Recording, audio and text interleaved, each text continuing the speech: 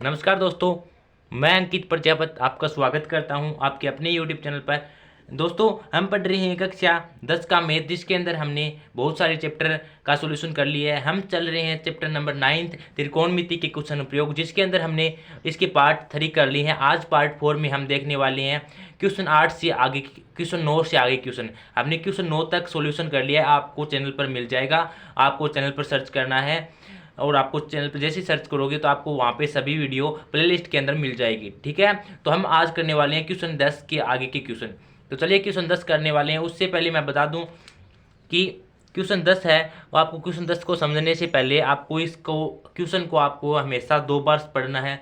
जैसे भी आप क्वेश्चन को 2 बार पढ़ लो, फिर आपको डायग्राम बनाना स्टार्ट करना है। ठीक है, फिर मैं गारंटी देता हूँ आपसे कभी भी डायग्राम गलत नहीं बनेगा। यदि आप सच्चे मन से क्वेश्चन को हल करना चाहते हैं तो आपका कभी भी गलत नहीं होगा। तो देखिए, जैसे कि मैं बताता हूँ, सबसे पहले कहता है कि एक 80 मीटर चौड़ी सड़क है। मान लेता हूँ कि यहाँ से लेकर और यहाँ तक क्या है, 80 मीटर क्या है, चौड़ी सड़क है। इसे नाम दे देते हैं बी और सी। यह कितनी मीटर चौड़ी है? यह 80 मीटर चौड़ी है। ठीक है, 80 मीटर चौड़ी है। अब आगे क्या कहता है, एक 80 मीटर चौड़ी सड़क के दोनों ओर आमने सामने समान लंबाई के 2 खंभे लगे हुए हैं। अर्थात इस दोनों सड़क के आमने सामने, अर्थात इस और इस साइड क्या लगे हुए हैं, समान साइज के 2 खंभे लगे हुए हैं। ठीक है, ये खंभे रहे। मुझे समान लंबाई का बोला था, मैंने बना दिया। आगे क्या कहता है,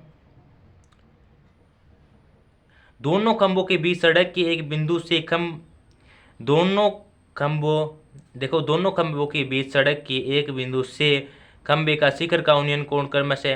अर्थात कोई इनके मध्य कोई बिंदु है, मान लो कि वह मध्य बिंदु यह है। इस पर बनने वाला कोण क्रमश से क्या है, 60 डिग्री और 30 डिग्री है। अब मैंने कहा यह बिंदु है, मैं बीच में भी तो ले सकता था इस बिंदु को, लेकिन मुझे पहले ही दिखाई दे दिया कि 60 डिग्री और 30 डिग्री। मान लो कि बीच में लेता मैं, तो इससे भी समान कोण बनता है, उससे भी समान कोण बनता है। लेकिन क्वेश्चन वाला क्या बोल रहा है, एक का 60 डिग्री है और एक का 30 डिग्री है। तो देखिए, जो कम दूरी होगा उससे बनने वाला कोण क्या होगा, 60 डिग्री, क्योंकि जिसका जो रैंप होता है, उसकी ढलान होती है, वो ज़्यादा होती है, उतना ही ज़्यादा कोण होता है, हम जानते हैं। और ये कोण बनने वाला कितना है, 30 डिग्री है। ठीक है, यही बोला है कि कोई मध्य बिंदु, उससे शिखर का, दोनों खंभों के शिखर का बनने वाला उन्नयन कोण कितना है, 30 डिग्री और 60 डिग्री है। मैंने लिख लिया। ठीक है, अब क्या कहता है, इसे भी नाम दे देते हैं। देखिए, इसे नाम देते हैं ए बी सी और डी और ई। ठीक है, अब क्या कहता है, आगे क्या कहता है, ध्यान से समझना।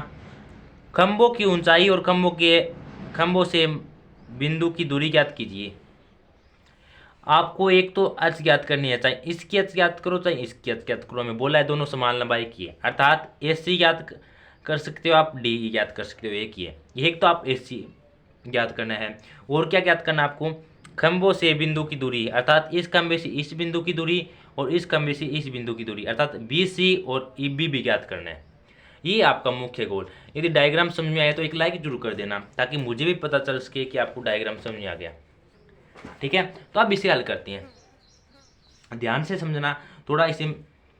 अब देखिए, ये टोटल कितना है मेरे पास, ये टोटल मेरे पास 80 है। यहाँ से लेकर यहाँ तक मेरे पास कितना है, 80 है। तो इसी बिंदु तक मान लो कि यह, मुझे यह ज्ञात करना है। एक बार मान लो कि मैं इस त्रिभुज को लूँगा, तो एक बार मुझे नहीं पता, टोटल तो 80 है, लेकिन बी सी मैं मान लेता हूँ अक्स है। यह एक्स मीटर है, तो यह कितना होगा, टोटल 80 है, तो टोटल 80 में से एक्स घटा दो, यह नहीं बचेगा क्या। अर्थात इसे मैं क्या लिख सकता हूँ, 80 माइनस एक्स मीटर लिख सकता हूँ ना, 80 माइनस एक्स मीटर। यह मेरे पास एक्स है, यह 80 माइनस एक्स मीटर है। ठीक है, अब मुझे देखिए, एक तो इस त्रिभुज से मैं इसका आधार ज्ञात कर लूँगा और एक इस त्रिभुज से इसका आधार ज्ञात कर लूँगा। देखिए, सबसे पहले क्या करते हैं, त्रिभुज ए बी सी से ध्यान से समझना। त्रिभुज ए बी सी से त्रिभुज ए बी सी से मैं क्या ज्ञात करूँगा, देखो मुझे एच इसे इसे मैंने मानना है, इसे भी मैंने मानना है। मैं यहाँ से इक्वेशन निकाल लूँगा। देखिए मेरे पास परफेक्ट वैल्यू दोनों से नहीं आने वाली है, क्योंकि पता है हमको किसी भी ना तो आधार की परफेक्ट वैल्यू दी हुई है, न लंब की परफेक्ट वैल्यू दी है, न कर्ण की परफेक्ट वैल्यू है। तो जब आपको तीनों की परफेक्ट वैल्यू न मिले तो आपको हमेशा याद रखना आपके पास दो इक्वेशन बनाकर आपको इनको हल करना है। तरीका वही रहेगा, लेकिन मैं आपको पहले ही बता देता हूँ, ठीक है। तो देखिए इसका भी देखो लंब बटे आधार लगाती हैं, तो लंब बटे आधार हम जानते हैं। देखो लंब बटे आधार क्या होता है, टेन थीटा। तो लंब बटे आधार बराबर टेन थीटा। लंब कितना है मेरे पास, एच। आधार कितना है मेरे पास, एक्स मीटर। टेन थीटा की जगह कितना है मेरे पास, 60 डिग्री है। और टेन 60 कितना होता है हम जानते हैं, √3 होता है। √3 होता है। और ये क्या है, एक्स है। एक्स को इधर मल्टीप्लाई कर दो। एक्स यहाँ से जाएगा तो इधर क्या हो जाएगा, मल्टीप्लाई में हो जाएगा, ठीक है। एक्स यहाँ से गया तो इधर मल्टीप्लाई में हो जाएगा। और अब ये √3 है, इस √3 को भी इधर भेज दो, क्योंकि ये गुणा में इधर आएगा तो भाग में। सर आप ये क्या कर रहे हो, तो देखिए मुझे एक्स की वैल्यू निकालना है, क्योंकि मैं क्या निकाल रहा हूँ, हमेशा आपका गोल क्या होना चाहिए, नीचे वाले आधार की वैल्यू निकालो कैसे भी करके। तो यहाँ पे भी मेरे पास आधार मैंने माना है एक्स है, तो एक्स बराबर क्या आ गया मेरे पास, एच बाई √3 आ गया। इसे इक्वेशन नंबर फर्स्ट दे देते हैं। हमें परफेक्ट वैल्यू तो नहीं मिली है, लेकिन यहाँ से इक्वेशन नंबर फर्स्ट मिल गई है, इससे हमारा काम चल जाएगा। अब क्या करते हैं, अब हम त्रिभुज लेते हैं BED, त्रिभुज BED। जितना आंसर इससे निकलना था वो हमने निकाल लिया। अब त्रिभुज BED की बात करते हैं। तो देखिए इसमें आधार है मेरे पास, लंब सेम यही एच इसमें रहेगा। तो देखिए टेन थीटा बराबर हम जानते हैं लंब बटे आधार। टेन थीटा कितना है मेरे पास, 30 डिग्री है इस बार। और आधार कितना है मेरे पास, सॉरी लंब कितना है, एच है। और आधार कितना है, एच ई माइनस एक्स है, ठीक है। अब देखो टेन 30 की वैल्यू तो हम जानते हैं कितनी होती है, 1/√3 होती है। तो डायरेक्ट लिख दो, आपको नहीं लिखनी है, मैं तो डायरेक्ट इसलिए आपको बस टाइम कम लगे इसलिए कर रहा हूँ। आपको तो पेज बहुत मिलेगी वहाँ पे, आपको बहुत से स्टेप करने हैं वहाँ पे, ठीक है। तो 1/√3 H upon H minus X आ गया। अब यहाँ पे क्या करती है आप, मैंने बताया जब आपको इस प्रकार की कंडीशन मिल जाती है तो आपको क्रॉस मल्टीप्लाई अर्थात तो वज्र गुणा करना है। इसको इसके साथ गुणा कर दो, एच माइनस एक्स हो गया, ठीक है। √3 का इसके साथ गुणा किया तो एच √3। अब आप यहाँ के आपको लगा कि अब मैं कुछ नहीं कर सकता, जब आपको पता लग रहा है कि अब मैं आगे इसे हल नहीं कर सकता, तो वहीं आप इक्वेशन नंबर फर्स्ट की वैल्यू रख देना। तो आपको लिखना है समीकरण 1 से एक्स की वैल्यू रखने पर आपको पूरा लिखना है, ठीक है। तो समीकरण 1 से एक्स की वैल्यू क्या है, h/√3। तो एच सी माइनस एक्स की जगह क्या रखना है, h/√3 बराबर में क्या है, h/√3, ठीक है। ये माइनस का h/√3 इधर जाएगा तो प्लस का h/√3, तो यहाँ से गायब हो जाएगा क्योंकि मैंने इधर भेज दिया। यहाँ पे क्या बचा, ओनली 80 बचा, ठीक है। तो अब इसे हल कर लो थोड़ा, इसके नीचे कुछ नहीं है तो 1, इसका एलसीएम लेते हैं, क्या आएगा मेरे पास, √3 आएगा। और 1 का भाग √3 के अंदर देते हैं तो √3 आता है। √3 को देखो जिनसे जो भागफल है उसको √3 से गुणा किया, √3 को √3 से गुणा करते हैं तो क्या बचता है मेरे पास, ओनली 3 बचता है। रूट हट जाता है जब रूट में समान संख्या हो, तो मैं बार बार बता चुका हूँ। तो यहाँ पे क्या बनेगा मेरे पास, 3h, ठीक है, माइनस h, और नीचे क्या है मेरे पास, √3 है।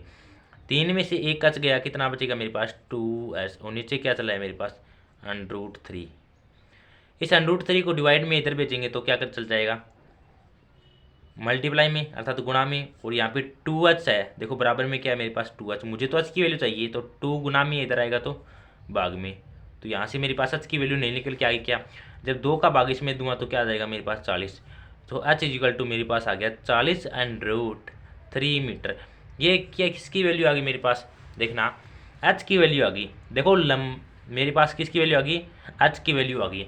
अब आप ये बताओ h की वैल्यू आ गई, और क्या ज्ञात करना था, मैंने बताया था आपको स्टार्ट में भी, एक तो आपको AC ज्ञात करना है, वो एक आपको BC ज्ञात करना है, और B ज्ञात करना है। तो चलिए देखिए आपके पास h की वैल्यू है, तो आपको ये नहीं लगता कि यदि h की वैल्यू आप समीकरण 1 में रख देते हैं तो आपको x की वैल्यू मिल जाएगी। तो चलिए ये एच की वैल्यू हम यहाँ पे रख देते हैं। तो देखिए हमारी इक्वेशन काम आएगी। तो देखिए समीकरण आपको नीचे करना है, समीकरण 1 में एच की वैल्यू रखने पर, ठीक है। समीकरण 1 में एच की क्या वैल्यू रखेंगे, देखिए मेरे पास इक्वेशन क्या थी, h/√3 बराबर में x। तो h की जगह मेरे पास क्या आया था, h की जगह आया था मेरे पास 40√3। तो देखो 40√3 अपॉन में √3 बराबर में x। √3 से √3 कैंसिल, x बराबर मेरे पास क्या आ गया 40 मीटर। x बराबर मेरे पास क्या आ गया, x की वैल्यू आ गई, अर्थात BC की वैल्यू आ गई मेरे पास, AC की वैल्यू आ गई। अब मुझे EB की ओर ज्ञात करनी है। तो देखो x की वैल्यू क्या आई मेरे पास 40 और EB कितना था मेरे पास, EB कितना था मेरे पास 80 - x, और x की वैल्यू तो है हमारे पास 40, तो रख दो यहाँ पे 80 - 40, तो यह भी कितना आ जाएगी मेरे पास 40 मीटर। ठीक है, इस प्रकार आपको हल करना था। ठीक है फ्रेंड्स,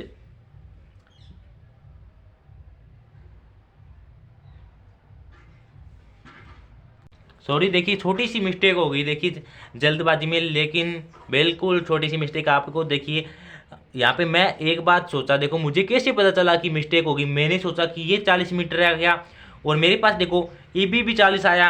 अब आपको बताता हूँ कैसे मिस्टेक पकड़ी जाती है। EB भी मेरे पास कितना आ गया 40 आ गया और यह भी 40 आ गया, लेकिन मैंने आपको क्या कहा था, इसको तो 60 डिग्री कोण बन रहा है, इसका 30 डिग्री कोण है, तो ये किससे संभव हो सकता है, या तो दोनों का 45-45 डिग्री बनता, दोनों का 45-45 डिग्री बनता जब तो दोनों सेम होते। लेकिन देखो 60 डिग्री के कोण के अंदर तो हमें आधार छोटा मिलेगा और 30 में आधार बड़ा मिलेगा, ये तो संभव नहीं है। तो मैंने थोड़ा सा मेरे जो डेरिवेशन के अंदर झांक के देखा, तो मुझे पता चला कि माइनस का h/√3 इधर जाता है तो प्लस का h/√3 होता है। तो 3 और 1 h कितना हो जाएगा 4h। तो यहाँ पे क्या देखो 4h आया, तो आगे क्या किया था मैंने, देखिए वापस करता हूँ थोड़ा सा यहाँ से। यहाँ पे देखो बराबर में चल रहा था मेरे पास 80, देखो ये करा हुआ, और यहाँ पे देखो 4 गुणा में था, यहाँ पे h था मेरे पास, ठीक है, और 4 था, 4 को यहाँ पे पहले 2 था, अब 4 गुणा में था, इधर आएगा तो भाग में, और 4 का भाग इसके अंदर देंगे तो क्या आ जाएगा मेरे पास 20। 20 चौका कितना होता है, तो h का मान मेरे पास कितना निकल के आएगा 20। h का मान कितना लेके आएगा 20√3, 20√3। तो जहाँ जहाँ आपने h का वैल्यू रखी वहाँ पे 20√3 रख दो। यहाँ पे भी 20, तो यहाँ पे 20 रखी है, तो आपकी वैल्यू भी क्या आएगी यहाँ पे 20 मीटर। जब x 20 मीटर आया तो x की जगह क्या रख दो 20 मीटर, तो 80 में से 20 गया 60 मीटर। तो ये देखो ये 60 आया और ये 20 आया, देखो अब बता रहा हूँ, ये 60 मीटर आया और ये 20 मीटर आया और ये भी कितना आया मेरे पास 20√3, और तीनों को ज्ञात करना था, मैंने तीनों को ज्ञात कर दिया। फ्रेंड देखो छोटी मोटी मिस्टेक तो होती रहती है, लेकिन आपको परफेक्ट तरीका कॉन्सेप्ट समझ में आना चाहिए। यदि वह कॉन्सेप्ट आपको समझ में आ गया, माइंड में यदि आपको डायग्राम बनाना आ गया, तो गारंटी लेता हूँ कभी भी आप क्वेश्चन गलत नहीं करेंगे। और आप इतनी जल्दबाजी से तभी कर सकेंगे जब आपकी प्रैक्टिस हो। देखो क्वेश्चन आता हो, लेकिन जल्दबाजी से जल्दी नहीं हो सकता, आपका टाइम लग सकता है, इसका आप कारण होंगे, क्योंकि आपकी यदि प्रैक्टिस नहीं है तो आप जल्दी से क्वेश्चन को हल नहीं कर सकती हैं। तो चलिए फ्रेंड्स देखिए, यदि आपको ये क्वेश्चन समझ में आया तो कमेंट करके बताना मुझे समझ में आया, ताकि मुझे भी लगे कि मेरा समझाया वो आपको समझ में आया है। ठीक है, तो चलिए चलते हैं क्वेश्चन नंबर 11 पर। बड़ा ही मज़ेदार और इंटरेस्टेड क्वेश्चन है। तो चलिए देखिए ये रहा क्वेश्चन नंबर 11, लेकिन इसका डायग्राम बना हुआ है। देखिए डायग्राम बना है, फिर मैं डायग्राम बनाकर फिर आपको इस डायग्राम को बनाना भी सिखाऊंगा। तो चलिए मैं डायग्राम बना लेता हूँ। तो देखिए फ्रेंड्स मैंने डायग्राम बना लिया है। तो देखिए अब चलिए अब समझाता हूँ मैं आपको।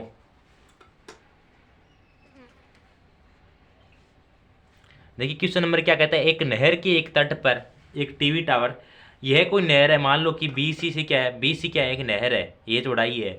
यह नहर, देखो नहर का किनारा क्या हो जाएगा, एक तो नहर का किनारा C हो जाएगा और एक किनारा क्या हो जाएगा B हो जाएगा। ठीक है, एक नहर के तट पर, तट क्या होता है किनारा, अर्थात मान लो कि तट B की बात कर रहे हैं, तट B पर एक टीवी टावर क्या लगा है, AB लगा है। ठीक है, ऊर्ध्वाधर खड़ा है। ठीक है, टावर के ठीक सामने दूसरे तट के एक अन्य बिंदु से, देखो क्या कहता है, टावर के ठीक सामने, ठीक सामने, ठीक है, टावर के ठीक सामने दूसरे तट, यानी ये देखो एक तट तो ये रहा था, लेकिन ठीक सामने दूसरा तट ये है। मैंने कहा मान लो BC है, तो एक तो B तट होगा यानी B किनारा होगा, दूसरा C किनारा होगा। तो दूसरे तट C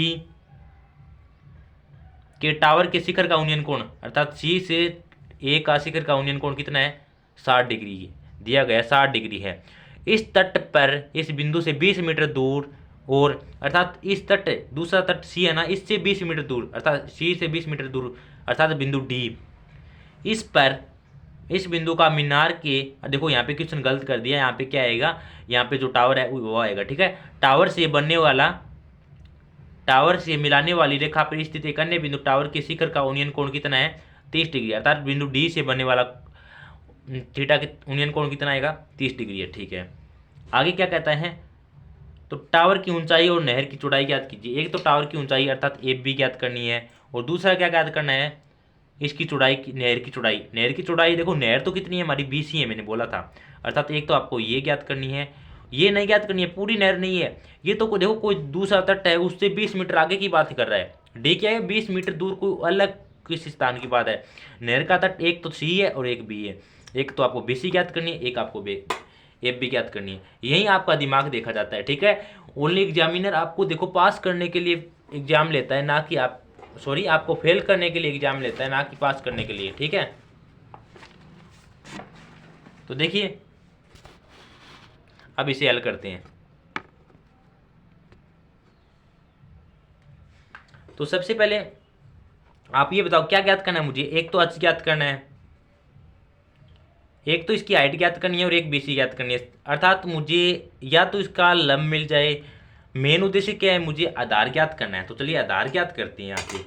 तो देखिए त्रिभुज ABC में, त्रिभुज ABC की बात कर रहा हूँ, त्रिभुज ABC में क्या हो जाएगा, मुझे क्या ज्ञात करना है लंब बटे आधार। देखो लंब और आधार में रिलेशन चाहिए क्योंकि लंब तो मैंने माना है h है और आधार ज्ञात करना है।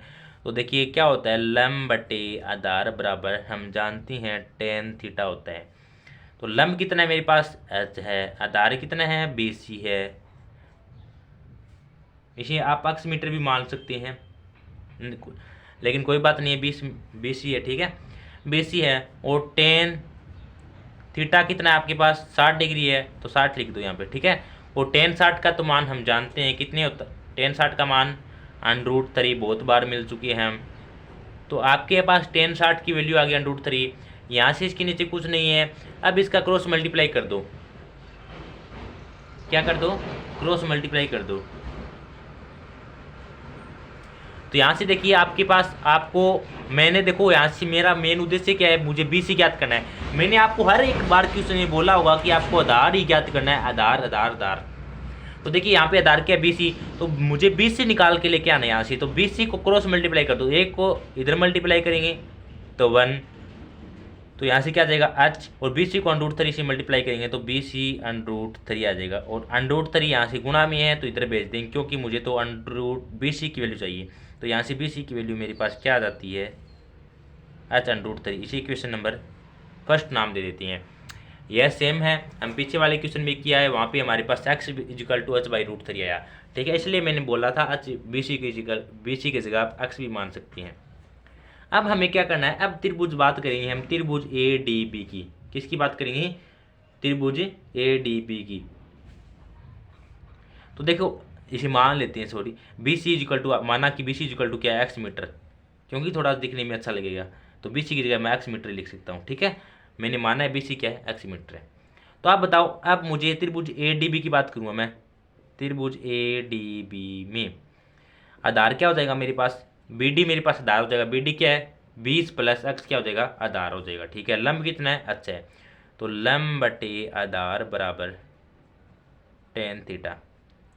लंब कितना है मेरे पास h है, आधार कितना है मेरे पास 20 + x है, बराबर में tan थीटा कितना है, tan थीटा कितना है बड़े वाले त्रिभुज के लिए 30 डिग्री, तो tan 30 डिग्री। अब इसको आगे हल करते हैं h/20 + x बराबर tan 30 की वैल्यू हम जानते हैं 1/√3। अब इसको क्रॉस मल्टीप्लाई करते हैं अर्थात वज्र गुणा करते हैं इसका। √3 को h से मल्टीप्लाई किया तो √3h आया। ठीक है, एक को 20 + x से मल्टीप्लाई किया तो सेम संख्या ही आ जाएगी 20 + x। ठीक है, ये आ गया मेरे पास।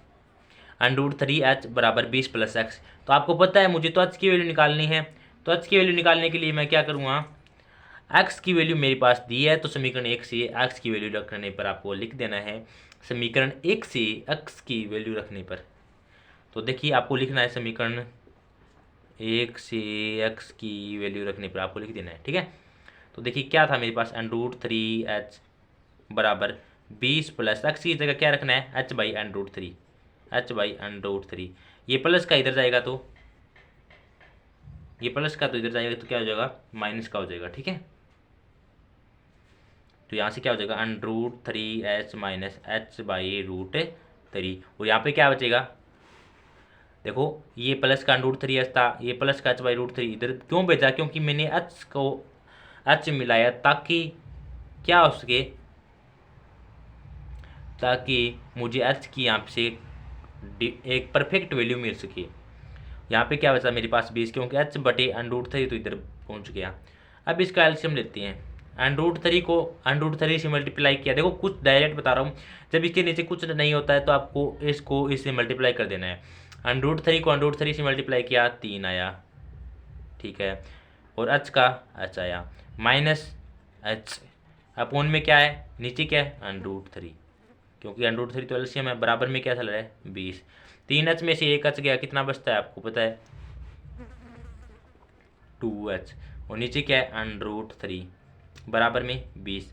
√3 या डिवाइड में इधर भेजूँगा तो गुणा में हो जाएगा, और मुझे तो h की वैल्यू चाहिए तो 2 गुणा में इधर आएगा तो भाग में, 2 से इसको काटा तो क्या आया मेरे पास 10, तो 10 √3 मीटर किसकी वैल्यू आ जाती है मेरे पास, h की वैल्यू आ जाती है, अर्थात h की वैल्यू क्या आ जाती है मेरे पास 10 √3 मीटर। h कौन सा है मेरे पास, ये h 10 √3 मीटर। आगे क्या ज्ञात करना है मुझे, देखो और क्या ज्ञात करना है, अब देखो मुझे x भी ज्ञात करना है। x कितना है मेरे पास, देखो x इक्वल टू क्या है, समीकरण 1 देखो x इक्वल टू कितना है मेरे पास h/√3।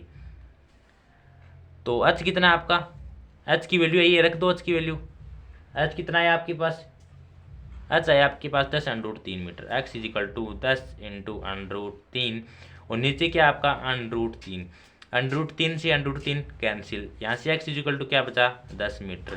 तो यहाँ पे लिख दो x इक्वल टू क्या है आपके पास 10 मीटर। तो आपको यह ज्ञात करना था, x भी ज्ञात किया, अर्थात नहर की लंबाई भी चौड़ाई भी ज्ञात की, और जो आपका टावर है उसकी हाइट भी ज्ञात की।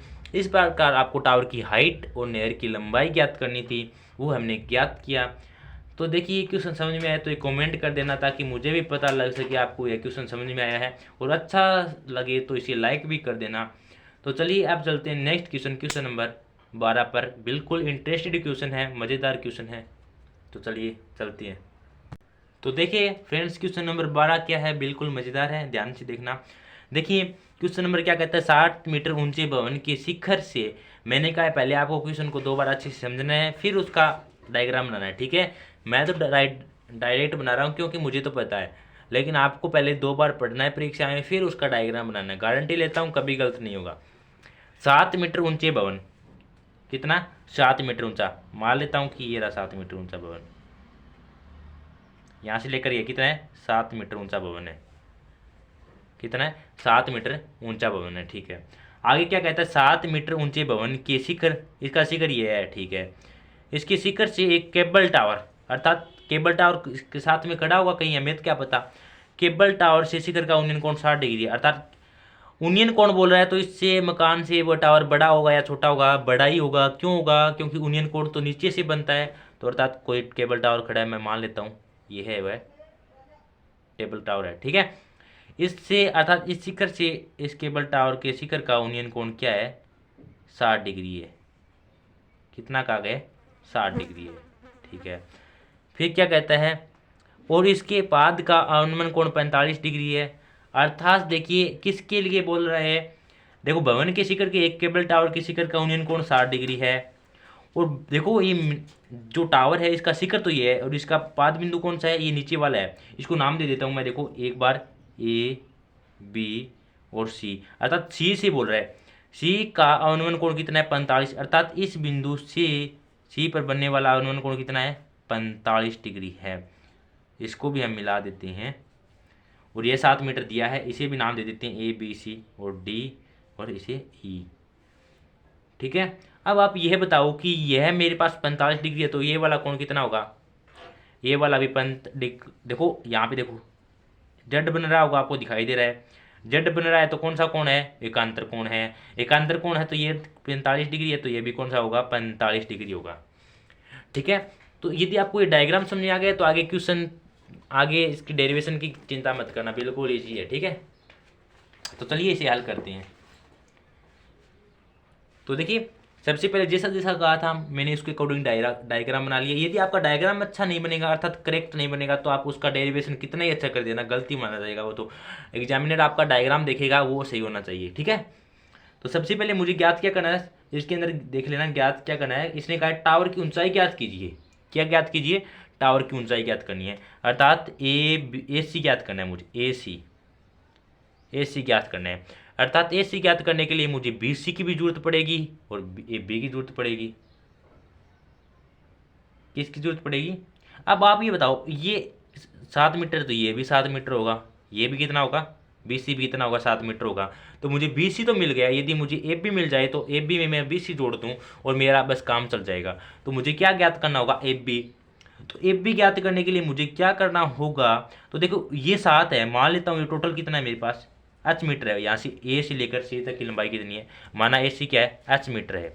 ये टोटल कितनी है मेरे पास? एच मीटर है।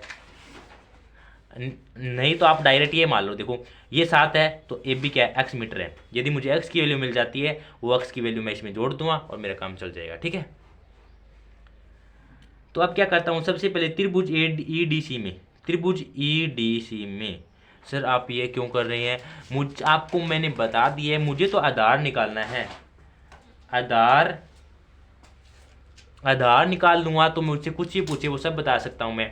तो आधार कितना है? आधार निकालने के लिए मुझे इस त्रिभुज को हल करना होगा। आप सोच रहे हो कि मुझे जरूरत तो इस त्रिभुज की है, लेकिन इसमें क्या है हमारा? तो आप ये भी सोचो कि आगे वाले निम्न कोण किस लिए दिया है, इससे हम आधार निकालेंगे तभी तो इस वाले से पहुंच सकते हैं। हम मकान पर चढ़ने के लिए सबसे पहले फर्स्ट पेड़ी पर हमें पाँव रखना पड़ता है। क्या हम सीधे डायरेक्ट लास्ट में रख सकते हैं? तो नहीं रख सकते। देखिए पहले यहाँ से क्या निकालेंगे? आधार निकाल लेते हैं। मान लेते हैं आधार क्या है? वाई है। ठीक है, यहाँ से डी सी। तो देखिए त्रिभुज ई डी सी में, त्रिभुज ई डी सी में, त्रिभुज ई डी सी में क्या है? लंब बटे आधार। लंब बटे आधार क्या होता है? हम जानते हैं लंब बटे आधार बराबर टेन थीटा होता है। तो लंब कितना है मेरे पास? 7 है। आधार कितना है मेरे पास? डी सी है, अर्थात वाई भी लिख सकते हैं। टेन थीटा कितना है इसका? 45 डिग्री है। और टेन 45 की वैल्यू तो हम जानते हैं कितनी होती है? 1 होती है। 1, इसके नीचे कुछ नहीं है तो 1 भी लगा दो। तो यहाँ से डी सी इधर चला जाएगा तो डी सी इधर आ जाएगा, और यहाँ से डी सी की वैल्यू कितनी आ जाती है, अर्थात आधार की वैल्यू कितनी आ जाती है? 7 आ जाती है। इसी क्वेश्चन नंबर फर्स्ट देते हैं। अर्थात अब देखो मेरे पास इसकी वैल्यू क्या आ गई? 7 आ गई। अब मुझसे ये एक्स पूछे तो मैं डायरेक्ट बता सकता हूँ। ठीक है, तो मेरे पास क्या आ गया? डी सी 7 आ गया। तो अब मैं क्या ज्ञात करना है मुझे? एक्स ज्ञात करना है। तो यह भी देखो ये 7 होगा तो ये भी 7 होगा। इजी बात है, क्योंकि देखो ये इसके बराबर है, ये भी इसके, ये 7 था, ये भी 7 है, ये 7 है तो ये भी 7 होगा। तो देखिए डी सी इजिकल टू 7 है तो बी ई बी क्या होगा? 7 होगा। तो अब त्रिभुज बात कर रहा हूँ मैं, त्रिभुज ए बी ई की। अब आएंगे हम अपने गोल पर, त्रिभुज ए बी ई की में क्या निकालना है मुझे? लंब निकालना है। आधार दिया है लंब बटे आधार बराबर, हम जानते हैं टेन थीटा होता है। तो लंब बटे आधार बराबर टेन थीटा, लंब बटे आधार बराबर टेन थीटा। लंब कितना है मेरे पास? एक्स मीटर है और आधार कितना है? 7 मीटर है। टेन थीटा की जगह कितना है? 60 डिग्री है, 60 डिग्री। अब देखो x upon 7 equal to ten, 60 की वैल्यू √3, इसके नीचे कुछ नहीं है तो 1 लगा दो। अब देखो इसका क्रॉस मल्टीप्लाई कर दो, हम जानते हैं क्रॉस मल्टीप्लाई करना। 1 को एक्स से मल्टीप्लाई किया, एक्स आया। 7 को √3 से मल्टीप्लाई किया, क्या आया मेरे पास? 7 √3 मीटर आया। ठीक है, ये किसकी वैल्यू आई मेरे पास? एक्स की वैल्यू आई है। देखो 7 √3 किसकी वैल्यू आई है? एफ बी की वैल्यू आई। एफ बी इजिकल टू कितना आ गया मेरे पास? 7 √3। मुझे बोला क्या गया है? मुझे तो ए सी ज्ञात करने को बोला है। आपको दिखाई भी दे रहा होगा, ए सी ज्ञात कीजिए। मैंने लिखा था। अतः टावर की लंबाई ज्ञात करनी है। अब देखो ये आ गया मेरे पास, एफ बी आ गया, बी सी है, मैं एफ बी में बी सी जोड़ दूँ तो मुझे पूरी लंबाई मिल जाएगी ना।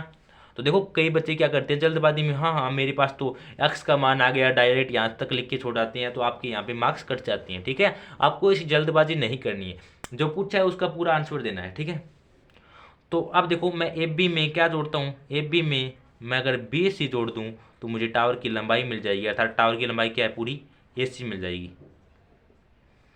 तो एफ बी कितना आया मेरे पास, 7√3 प्लस बी सी कितना आया मेरे पास, बी सी 7 आया। ठीक है, तो यहाँ से देखो आपको पता चल रहा होगा 7 कॉमन आ रहा है, 7 कॉमन लिया, यहाँ पे क्या बचा, √3 प्लस है तो प्लस, यहाँ पे कुछ नहीं है, 1 बचा। ठीक है, तो ओनली ये किसकी वैल्यू आ गई, ए सी की वैल्यू आ गई, अर्थात ए सी क्या है, टावर की लंबाई और मीटर, और यही हमारा क्या हो जाएगा, आंसर हो जाएगा। तो फ्रेंड्स देखिए सारे के सारे क्वेश्चन सेम है, आपको पता चल गया होगा अवनमन कोण क्या होता है, यूनियन कोण क्या होता है, हमने इतने सारे क्वेश्चन भी कर लिए हैं। तो देखिए फ्रेंड्स एक एक क्वेश्चन में इतना इतना टाइम लगा रहा हूँ, बिल्कुल बेसिक से बता रहा हूँ, हर एक चीज़ को बता रहा हूँ। फ्रेंड्स आपके लिए मैं इतनी मेहनत कर रहा हूँ, यदि आप भी अपने लिए मेहनत करेंगे तो गारंटी लेता हूँ आपको हराने वाला कोई नहीं होगा। तो देखिए यदि आपको ये क्वेश्चन भी समझ में आया है और अगर अच्छा लगा है और इसका डेरिवेशन भी पसंद आया है तो प्लीज़ लाइक करना और कमेंट करके ज़रूर बताना कि आपको ये क्वेश्चन समझ में आया है या नहीं आया, और हमारा तरीका समझाने का आपको कैसा लगा। ठीक है फ्रेंड्स, तो देखिए आज की वीडियो में इतना ही, ओनली इसका लास्ट पार्ट नंबर 5 आएगा, इसके बाद इस चैप्टर का फिनिश। देखिए मैं आपके लिए बड़ा वीडियो क्यों नहीं बनाता आपको पता होगा, क्योंकि देखिए बड़ा वीडियो देखते ही बच्चे डर जाते हैं, इतना बड़ा वीडियो हम कैसे इसको हल करेंगे, इसके क्वेश्चन तो कितने बड़े होंगे, इसलिए देखो छोटे छोटे 3-4 पार्ट हो जाए, लेकिन हमें क्वेश्चन समझ में आना चाहिए। देखिए बच्चा जब फ़ोन में देखता है तो 30 या 40 मिनट तो फोकस कर पाता है, लेकिन उसके बाद उसके मन में डाउट चलने लग जाती हैं, इसलिए मैं ज़्यादा बड़ा नहीं बना सकता। ठीक है, बनाने को कुछ नहीं है, तो इसलिए आपको बस ओनली एक पार्ट हो रहा है, उसके बाद आपका चैप्टर नंबर 9.1, और मैं बता दूं कि आपको 9.1 के फोकट में इसके नंबर मिल रहे हैं, बिल्कुल कुछ भी नहीं करना, ओनली आपको 5 हथियार बताए थे, यूनियन, अवनमन कोण, साइन थीटा, कोस थीटा में रिलेशंस, और आपको पाइथागोरस थ्योरम्स, और आपको इन चीज़ों का नॉलेज लेना है। लंब किसे कहते हैं, आधार किसे कहते हैं, कर्ण किसे कहते हैं। तो फ्रेंड्स यदि आपको यह पसंद आया तो इसे लाइक जरूर करना, यदि चैनल पर नहीं हो तो चैनल को सब्सक्राइब जरूर कर देना, और जो पास में बेल आइकन उसे भी प्रेस कर लेना, ताकि आने वाली सभी वीडियो का नोटिफिकेशन आपको मिलता रहे और आपकी पढ़ाई है वो रेगुलर चलती रहे। तो फ्रेंड्स आज की वीडियो में इतना ही, इजाज़त दीजिए, मिलती है इसके नेक्स्ट पार्ट नंबर 5 में और इसका अंतिम वीडियो। तब तक के लिए जय हिंद, जय भारत।